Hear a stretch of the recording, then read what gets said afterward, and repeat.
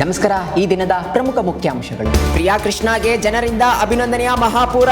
ಜನರ ಮೂಲ ಸೌಕರ್ಯಕ್ಕೆ ಮುಂದಾದ ಗೋವಿಂದರಾಜನಗರ ಎಂಎಲ್ಎ. ತಮಿಳುನಾಡಿನಲ್ಲಿ ಟಿವಿಕೆ ಪಕ್ಷದ ವಿಜಯ್ಗೆ ಭರ್ಜರಿ ಗೆಲುವು. ಸರ್ಕಾರ ರಚನೆಗೆ ಅವಕಾಶ ಕೋರಿ ಹಕ್ಕು ಮಂಡಿಸಿದ ವಿಜಯ್. ಎಂಎಸ್ಎಂಇಗೆ ಸಾಲ ಖಾತರಿ ಯೋಜನೆಗೆ ಮಂಗಳವಾರ ಒಪ್ಪಿಗೆ ನೀಡಿದ ಕೇಂದ್ರ ಸಚಿವ ಸಂಪುಟ. ಜಾಮೀನು ಪಡೆದ ವಚನಾನಂದ ಸ್ವಾಮೀಜಿ. ಹರಿಹರದಲ್ಲಿ ಮಕ್ಕಳ ದುರ್ಬಳಕೆ ದೌರ್ಜನ್ಯ ಎಸಗಿದ ಆರೋಪದ ಪ್ರಕರಣ. 501 ನಕಲಿ ಆರ್ಸಿ ಕಾರ್ಡ್ ಜಪ್ತಿ. 2 ಆರೋಪಿಗಳು ಬಂಧನ. ನಕಲಿ ಕೀ ಬಳಸಿ ಕಳ್ಳತನ. ಹೆಬ್ಬಗೋಡಿ ಠಾಣೆ ಪೊಲೀಸರ ಕಾರ್ಯಾಚರಣೆ. ಪಿಣ್ಯ ಮೇಲ್ಸೇತುವೆ ಬಂದ್. ವಾಹನ ಸವಾರರ ಪರದಾಟ. ಕೆಳ ರಸ್ತೆಯಲ್ಲಿ ವಾಹನ ದಟ್ಟಣೆ. ಪರ್ಯಾಯ ಮಾರ್ಗದಲ್ಲೂ ವಾಹನ ಸಾಲು.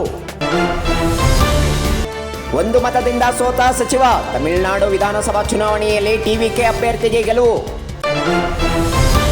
ಸಿಇಟಿಗೆ ಮೇ 11ರಿಂದ ದಾಖಲೆ ಪರಿಶೀಲನೆ. ಮೇ 7ರಿಂದ ತೆರೆದುಕೊಳ್ಳಲಿದೆ ಸ್ಲಾಟ್ ಬುಕ್ ಮಾಡುವ ಲಿಂಕ್.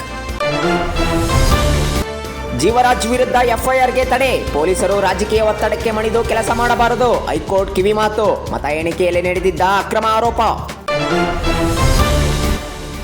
ಮೈಸೂರು ಬೆಳಗಾವಿಯಲ್ಲಿ ಮಳೆ. ಧಾರಾಕಾರ ವರ್ಷಾಧಾರೆಗೆ ಕುಂದಾನಗರಿಯಲ್ಲಿ ಉರುಳಿದ ಮರಗಳು. ಕಾಫಿ ಬೆಳೆಗಾರರು ರೈತರಿಗೆ ಸಂತಸ.